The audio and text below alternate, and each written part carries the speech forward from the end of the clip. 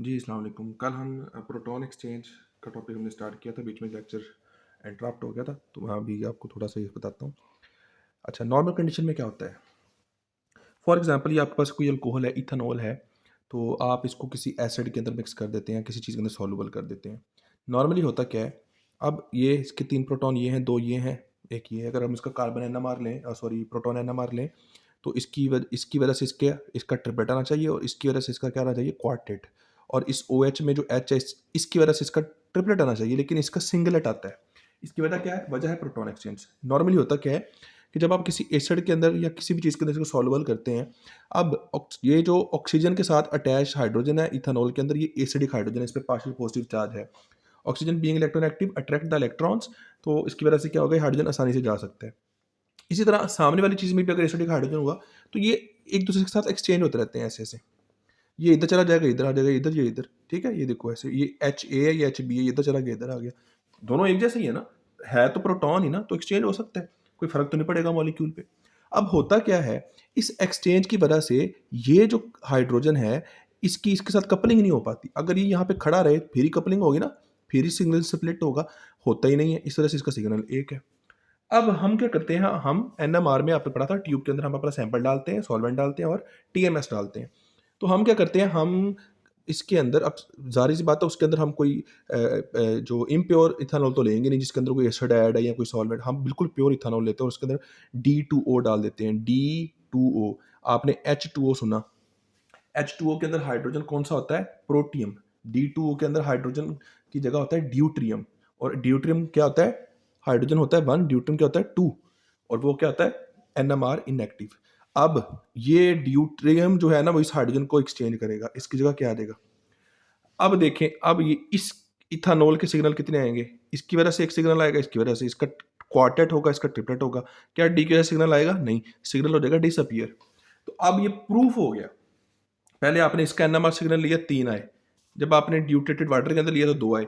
इसका मतलब प्रूफ हो गया कि यहाँ पे हाइड्रोजन था और ये इथेनॉल था। ठीक है? तो ये जो फंक्शनल ग्रुप है ना, जिसके साथ हाइड्रोजन लगे होते हैं, जो एक्सचेंजेबल होते हैं, जैसे OH है, NH2 है, तो इसके अंदर ड्यूटेटेड वाटर के अंदर अगर आप इसका एनएमआर लेंगे, तो वो सिग्नल एक गायब हो जाएगा, जो इस बात का सबूत होगा कि यहाँ पे OH था। वो हाइड्रोजन एक्सचेंज उसका ड्यूटेरियम आ गया। ठीक है? तो फंक्शनल ग्रुप को आइडेंटिफिकेशन से ऐसा पता लग सकता है आपको। तो ये कल वाला टॉपिक कंप्लीट हो गया। उसके बाद आपकी बुक में असेसमेंट है 18.4। उसमें पहला क्वेश्चन है कि एसीटोन के अंदर कितनी पीक्स आएँगी? और अगर 1 आएगी तो वो क्यों आएगी? तो आप देखें कि इसके साथ 3 हाइड्रोजन लगे हुए हैं, उनका एनवायरनमेंट, और इसके साथ जो 3 हाइड्रोजन लगे हुए हैं, दोनों का एनवायरनमेंट सेम है। ये 6 हाइड्रोजन सारे के सारे इक्विवेलेंट हाइड्रोजन है, तो एक ही सिग्नल आएगा। इक्विवेलेंट हाइड्रोजन देखने का एक और तरीका है, आप सिमेट्री चेक कर लें। आप इस मॉलिक्यूल को दरमियान से कट करें और इसके लेफ्ट राइट पे देखें, एनवायरनमेंट सेम है। अगर सेम है तो आपके हाइड्रोजन इक्विवेलेंट है। इस वजह से इसका एक ही सिग्नल आएगा, वजह आपको बता दी, क्योंकि ऑल हाइड्रोजन आर इक्विवेलेंट। इसका सेकंड क्वेश्चन मैं आपको अभी लास्ट में कराता हूँ, कार्बन 13 एनएमआर से है वो। अब हम आते हैं कार्बन 13 एनएमआर। कार्बन 13 एनएमआर में सबसे पहले बात आपने याद रखनी है कि इसमें कार्बन 13 जो आइसोटोप है, ये तकरीबन 1% ऑफ टोटल कार्बन है। कार्बन 12 98% होता है, कुछ ये 1.1 होता है, और जो दूसरा होता है कार्बन 14 वो बहुत रेयर होता है। ठीक है? लेकिन एनएमआर एक्टिव सिर्फ कार्बन 13 है, ना कार्बन 12 है, ना कार्बन 14। अच्छा, एक और चीज़ आप याद रखें, एक छोटा-सा कॉन्सेप्ट है, अगर आपको मैं कोई न्यूक्लियस दे दूँ और पूछूँ बताइए एनएमआर एक्टिव है कि नहीं, उसका एक बड़ा-सा सिंपल सा एक हल है, याद रखें। अगर तो आपका उसका जो न्यूक्लियस है वो डिविजिबल बाय 4 है, डिविजिबल बाय 4, तो वो एनएमआर इनएक्टिव होगा। मैं कहता हूँ जी कार्बन 12 है कि नहीं? 12 इज़ डायरेक्टली डिविजिबल बाय 4। मैं पूछता हूँ फास्फोरस 31 है कि नहीं? नहीं डिवाइड हो रहा, तो वो एनएमआर क्या है? एक्टिव है।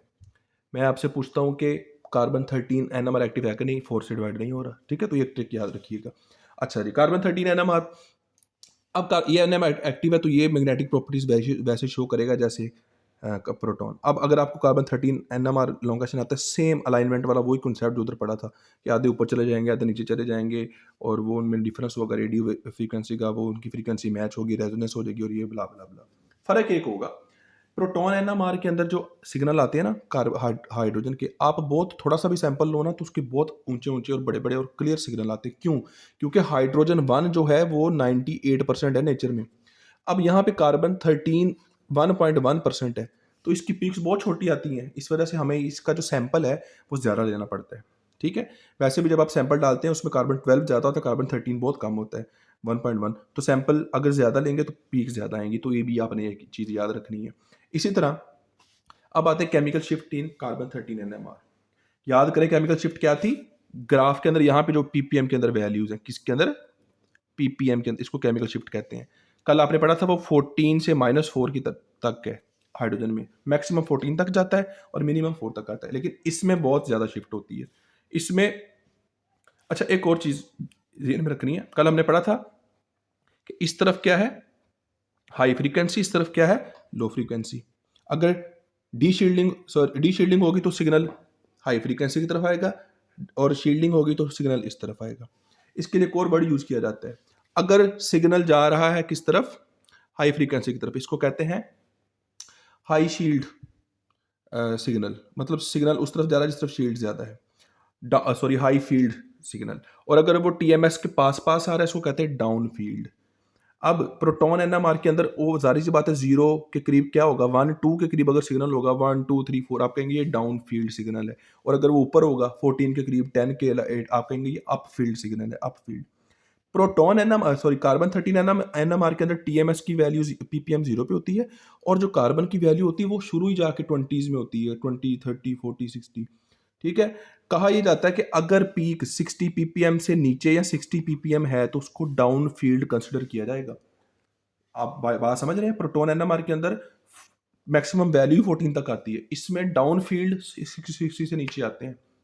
ठीक है, ये याद रखना है, और इसकी वैल्यू 200 पीपीएम तक जाती है। ठीक है, तो इसका मतलब है कि chemical shift in carbon 13 NMR is much greater than carbon proton NMR. एक आपका सेल्फ असेसमेंट 18.5 में क्वेश्चन भी है दूसरा, कि why chemical shift are much greater in carbon 13 NMR as compare to proton NMR. तो इसकी रीजन आप याद रखें, पहली reason greater electro density variation. Hydrogen proton के अंदर वैसे ही एक इलेक्ट्रॉन है, और कार्बन 13 के अंदर कार्बन के 6 इलेक्ट्रॉन होते हैं। ठीक है, तो जब इलेक्ट्रॉन ज्यादा है तो जाहिर सी बात है इलेक्ट्रॉन डेंसिटी की वजह से डाइपोल मूवमेंट और मैग्नेटिक पोलैरिटी सारा कुछ ज्यादा होगा, जिसकी वजह से इसके अंदर जो है ना वेरिएशंस और शिफ्ट्स वगैरह भी ज्यादा होंगी। दूसरी चीज़ है लोअर गायरोमैग्नेटिक रेशियो, ये कॉन्सेप्ट आपकी बुक में नहीं थोड़ा, इसलिए हम इसको एक्सप्लेन नहीं करें। इसका सिंबल ये होता है वाई की तरह का। ठीक है, ये क्या होता है, it is a ratio of magnetic dipole moment divided by angular momentum. Dipole moment और एंगुलर मोमेंटम का रेशियो होता है। गायरोमैग्नेटिक रेशियो जितनी लो होती है उतनी क्या ज्यादा होती है, केमिकल शिफ्ट ज्यादा होती है। हाइड्रोजन 1 की ये बहुत ज्यादा होती है और कार्बन की बहुत कम होती है, इस वजह से भी इसका जो केमिकल शिफ्ट है वो ज्यादा होता है। तीसरा है मोड डाइवर्स एनवायरनमेंट। कार्बन के 4 मोड होते हैं। अब यहाँ पे एक एलिमेंट ए लग गया, बी लग गया, सी डी, वो चारों इसको डायरेक्टली इफेक्ट करेंगे, शील्ड या डी शील्ड करेंगे। इसके साथ तो एक ही चीज लगती है ना, तो केमिकल एनवायरनमेंट डाइवर्स है इसका, जिसकी वजह से इसको अफेक्ट भी ज्यादा किया जाता है। जब अफेक्ट ज्यादा करेगा शील्डिंग भी ज्यादा होगी, डी शील्डिंग भी ज्यादा होगी, केमिकल शिफ्ट भी ज्यादा आएगी। तो ये चीज याद रखनी है शॉर्ट क्वेश्चन में। अब एक एनएमआर स्पेक्ट्रम लेते हैं इथेनॉल का, सिंपल है, ये आपको आसानी से समझ आ भी जाएगा। वहां पे प्रोटॉन को कंसिडर कर रहे थे, यहाँ पे कार्बन को कंसिडर करेंगे। इथेनॉल का सिग्नल है, इसमें कितने सिग्नल आएंगे, इसमें 2 कार्बन है तो अंडरस्टूड है दो तरह के सिग्नल आएंगे। क्यों 2 तरह के आएंगे, एक भी तो आ सकता था। अगेन वही एनवायरनमेंट चेक करना है आपने। यहाँ पे कार्बन का एनवायरनमेंट चेक करें, इसके साथ 3 हाइड्रोजन लगे हुए हैं, लेकिन यहाँ पे 2 हाइड्रोजन है, एक OH लगा हुआ है, तो इसका एनवायरनमेंट इससे डिफरेंट है। ये दोनों कार्बन क्या हुए, नॉन इक्विवेलेंट। अगर ये नॉन इक्विवेलेंट है तो इनके सिग्नल भी डिफरेंट आएंगे, इस वजह से 2 सिग्नल आएंगे। अब अगला क्वेश्चन है कि किसका सिग्नल डाउन फील्ड आएगा, किसका अप फील्ड आएगा। तो आप देखें इस कार्बन को, इसके साथ 3 हाइड्रोजन लगे हुए, इसके साथ ऑक्सीजन लगा हुआ है, तो ये क्या करेगा, इसको डी शील्ड करेगा, तो इसका सिग्नल किधर चला जाएगा, अप फील्ड। ठीक है, हाई फ्रीक्वेंसी की तरफ। तो कार्बन 1 का सिग्नल आ रहा है तकरीबन 58 पीपीएम के पास, और ये जो कार्बन बी है इसका सिग्नल कहाँ आ रहा है, CH3 का, ये आ रहा है तकरीबन 18 पीपीएम के पास। ठीक है, आपसे पूछा जा सकता है कि इसमें से कौन सा सिग्नल है। यहाँ पे एक चीज आप गौर करें कि मैंने टीएमएस की पीक बहुत लो ड्रॉ की हुई है। आप हाइड्रोजन का स्पेक्ट्रम जब पढ़ते थे कल, तो आप पहले सबसे ऊंची पीक टीएमएस की लगाते थे। रीजन आपको भी मैंने बता दी, एक तो परसेंटेज अबंडेंस, उसकी उधर हाइड्रोजन जो 12 हाइड्रोजन है उनकी परसेंटेज अबंडेंस बहुत ज्यादा है, तो बहुत इंटेंसिटी आती है। अब टीएमएस में 4 कार्बन है, इसके अंदर चारों कार्बन के अंदर जो कार्बन 13 है, एक तो वो बहुत कम है। अगला क्वेश्चन यहीं पे जनरेट होता है कि अगर इसकी पीक छोटी फिर इनकी भी छोटी आनी चाहिए, क्योंकि इसके अंदर भी कार्बन कौन सा 13 ही है ना। लेकिन हम करते क्या है, मैंने अभी बताया, क्योंकि कार्बन 13 बहुत कम है तो हम सैंपल लेते बहुत ज्यादा है। अब आप ट्यूब के अंदर अपना जो सैंपल डालेंगे उसकी अमाउंट ज्यादा डालेंगे। टीएमएस तो हम वैसे ही बहुत कम डालते हैं, क्योंकि तो रेफरेंस के तौर पे इस्तेमाल करने हैं। तो इस वजह से इनकी इंटेंसिटी ज्यादा थी, क्योंकि हमने डाला ज्यादा है। और टीएमएस की वैल्यू कम आती है। हाँ, जनरल क्वेश्चन आपसे ये पूछा जा सकता है कि why the intensity of TMS is much lower in carbon 13 NMR as compare to hydrogen NMR. तो आंसर आपको अब पता लग गया, क्योंकि हाइड्रोजन एनएमआर में प्रोटॉन की इंटेंसिटी बहुत ज्यादा है, 98% है, और इसमें कार्बन 13 की 1.1 अबंडेंस है। वहां पे हम D2O सॉल्वेंट यूज करते हैं, यहाँ पे CdCl3 यूज करते हैं, और मिक्स भी यूज हो सकते हैं। फिर अब आपको अगर कोई कंपाउंड दे दिया जाए, पूछा जाए बताएं इसके कितने सिग्नल आएंगे, तो आपने 2 पॉइंट याद रखने। पहला कि आप सिमेट्री चेक करेंगे, ये देखेंगे कार्बन इक्विवेलेंट है कि नॉन इक्विवेलेंट है। दूसरा आप ये देखेंगे कि कितनी तरह के डिफरेंट एनवायरनमेंट के अंदर कार्बन है। जैसे 3 एग्जाम्पल मैंने आपके सामने रखी हुई है।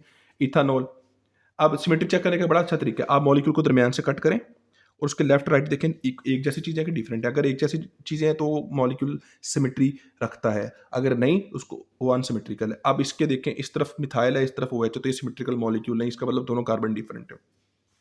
इसको अगर मैं दरमियान से कट करूं, अब आप देखें एसीटोन के अंदर इस तरफ और इस तरफ सिमेट्री नजर आ रही है आपको।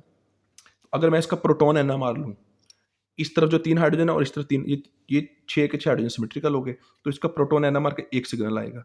अब कार्बन की तरह की एक कार्बन वो है जो ऑक्सीजन के साथ लगा हुआ है, 2 कार्बन उनका एनवायरनमेंट सेम है, तो एक सिग्नल आएगा इन दोनों की वजह से और एक सिग्नल आएगा इस कार्बन की वजह से।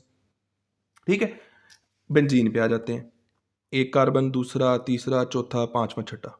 इसको आप ऐसे कट करके देख लें, ऐसे कट करके देख लें, जिस तरह भी कट के देख लें, ये सारा इक्विवेलेंट सिमेट्रिकल मॉलिक्यूल है। इसमें 6 के 6 कार्बन क्या है, इक्विवेलेंट है, तो इसका एक ही सिग्नल आएगा। ठीक है, तो ये तरीका है। यही 3 कंपाउंड के आपको कार्बन के NMR आने चाहिए, ये आपकी बुक में है। 18.5 में पहला सवाल है कि डाई इथाइल ईथर का आप NMR स्पेक्ट्रम बताएं, उसके कितने सिग्नल आएंगे और उसको इंटरप्रेट करें।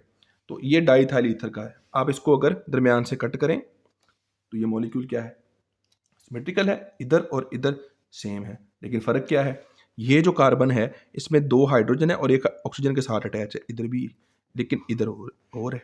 तो ये दोनों कार्बन सेम है और ये दोनों कार्बन सेम है, एक सिग्नल इन दोनों की वजह से आएगा, एक इन दोनों की वजह से आएगा।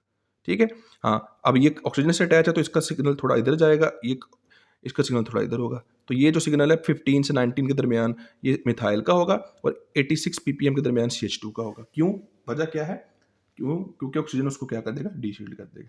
क्लियर है जी, ये था जी कार्बन 13 NMR। जो भी क्वेश्चन हो तो आप लाजमी पूछिएगा।